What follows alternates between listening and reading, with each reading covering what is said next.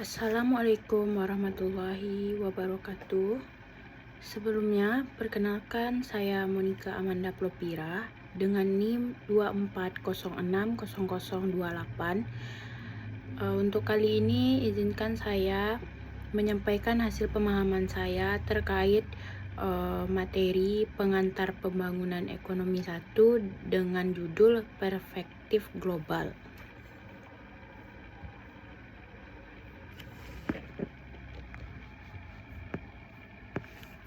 Yang pertama adalah bab 1 mengenai pengantar pembangunan ekonomi, perspektif global. Bab ini berfungsi sebagai pengatur untuk seluruh bidang studi ekonomi pembangunan. Bab ini dimulai dengan gambaran nyata tentang ketimpangan global. Kemudian mendefinisikan ulang arti pembangunan itu sendiri. Dan di akhir dengan tujuan-tujuan konkret dan pernah disepakati secara global. Yang pertama kita masuk ke dalam pembagian kehidupan setengah penduduk di bumi.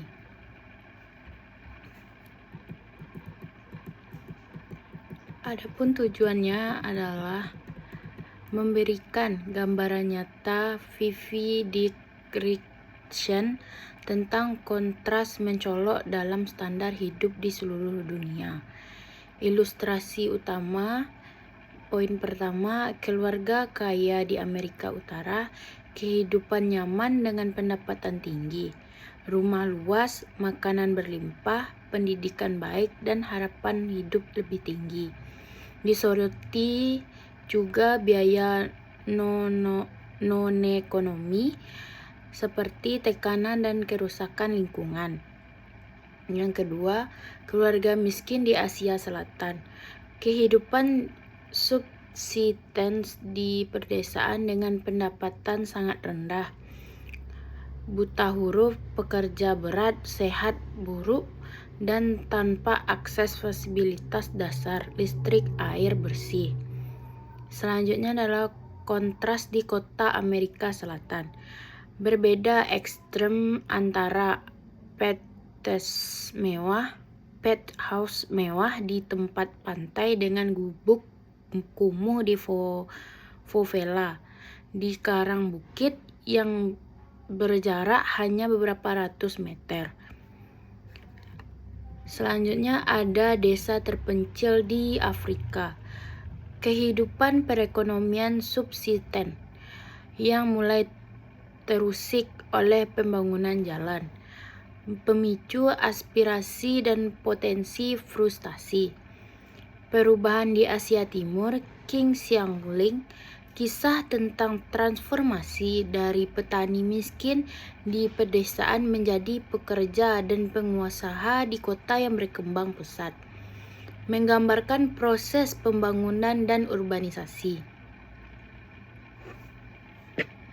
Selanjutnya ada pengalaman kemiskinan, suara kaum miskin. Penampilan pernyataan langsung dari orang miskin di berbagai negara. Uganda, Moldova, Ethiopia, dan lain-lain.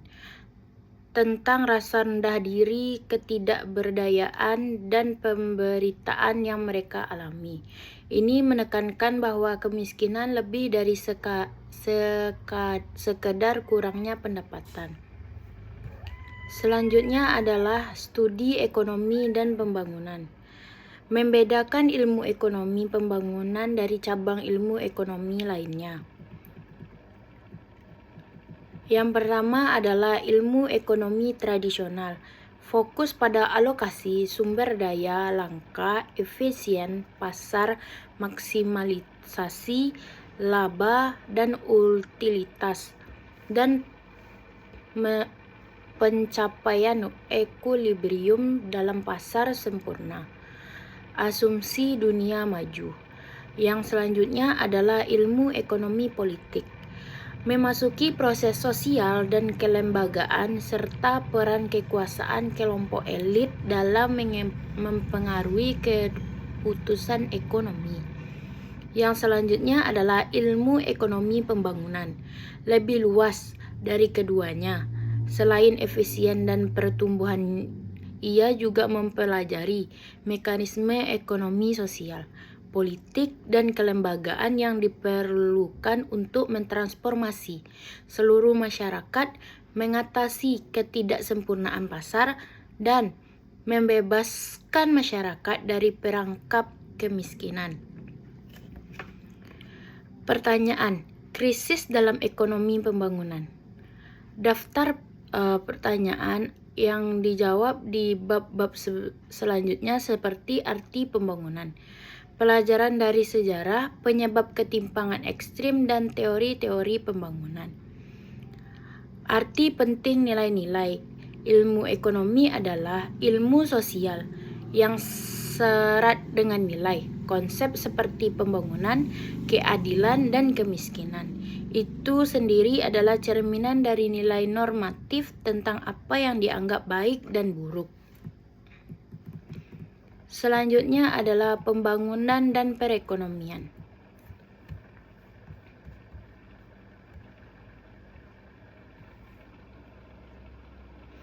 Tujuannya adalah mendefinisi ulang pembangunan secara lebih luas dan humanistik.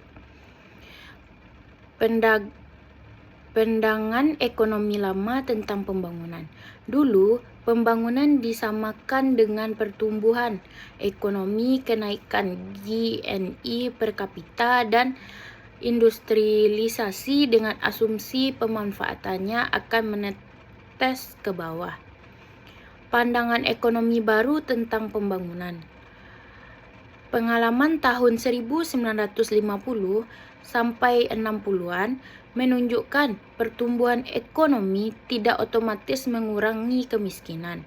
Double Search mengajukan kriteria baru. Pembangunan sejati harus ditandai dengan penurunan kemiskinan, pengangguran, dan ketimpangan. Jika tidak, itu bukanlah pembangunan. Pembangunan sebagai proses multidimensi. Dennis Goldlett menekankan bahwa keterbelakangan adalah neraka jahanam yang tidak bisa dipahami hanya dari angka statistik. Pembangunan harus mencakup perubahan struktur sosial, sikap masyarakat, lembaga-lembaga nasional. Selanjutnya, pendekatan kapitalitas. Thyssen, barang atau komoditas hanya sarana bukan tujuan.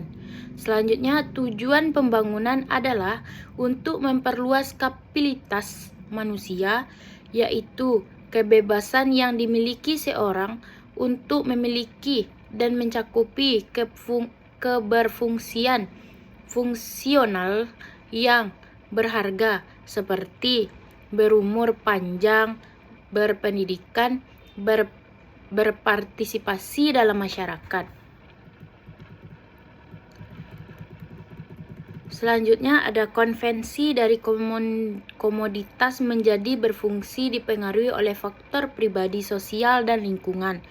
Contohnya, roti komoditas tujuannya adalah gizi, berfungsi. Kemampuan seseorang untuk mendapatkan gizi dari roti tergantung pada metabolisme, kesehatan, usia, dan lain-lain. Pembangunan dan kebahagiaan. Kebahagiaan adalah bagian dari kesejahteraan. Studi menunjukkan faktor selain mendapatkan hubungan keluarga, pekerjaan, kebebasan, kepercayaan sangat mempengaruhi kebahagiaan. Contohnya, Bhutan dengan konsep kebahagiaan nasional Bruton. 3 nilai inti pembangunan. Yang pertama, kecukupan, sustenance, kemampuan memenuhi kebutuhan dasar, makanan, tempat tinggal, kesehatan, mengatasi keterlambatan absolut. Yang kedua, harga diri, self-esteem, menjadi manusia seutuhnya, merasa bahagia, dan bermartabat tidak dapat diperalat di dunia modern. Harga diri sering dikaitkan dengan kemakmuran materi, kebebasan, freedom, kemampuan untuk memilih, bebas dari penghambat terhadap materi, kebodohan, dan orang lain. Seperti kata Arthur Lewis, kekayaan memperbanyak pilihan yang tersedia dari manusia. Selanjutnya ada peran penting perempuan. Perempuan secara global lebih miskin memiliki akses lebih sedikit ke sumber daya. Pemberdayaan perempuan sangat penting karena mereka adalah pendidik pertama dan cenderung menggunakan pendapatan untuk kesejahteraan anak-anak. Ada 3 tujuan pembangunan. Yang pertama, meningkatkan ketersediaan dan distribusi kebutuhan pokok. Yang kedua, meningkatkan standar hidup, pendapatan, lapangan kerja, pendidikan, harga diri, dan lain-lain. Yang ketiga adalah memperluas pilihan ekonomi dan sosial, kebebasan. Yang keempat adalah Millennium Development Goals. Tujuannya adalah menjelaskan komitmen global untuk mengurangi kemiskinan. MDGs 8 tujuan yang disepakati 1.189 negara anggota PBB pada tahun 2000 untuk tercapai pada tahun 2015. Ini adalah pernyataan komitmen internasional yang kuat dan mengakui sifat multidimensi kemiskinan. Tujuan utamanya yang pertama adalah menanggulangi kemiskinan dan kelaparan ekstrem. Yang kedua, mewujudkan pendidikan dasar universal. Yang ketiga, meningkatkan kesejahteraan gender dan pemberdayaan perempuan. Yang keempat, menurunkan angka kematian anak. Yang kelima, meningkatkan kesehatan ibu. Yang keenam, memerangi HIV, AIDS, malaria, dan penyakit lainnya. Yang ketujuh, menjamin kelestarian lingkungan hidup. Yang kedelapan adalah menggambarkan kemitraan global untuk pembangunan.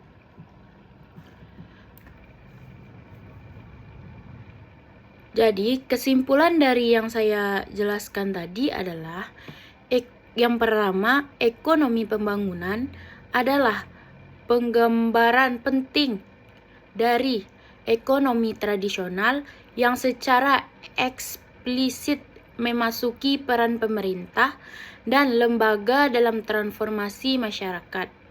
Yang kedua, analisis pembangunan harus menggabungkan variabel ekonomi, pendapatan harga dengan faktor non-ekonomi, struktur kelas, biorisasi, dan sikap sosial.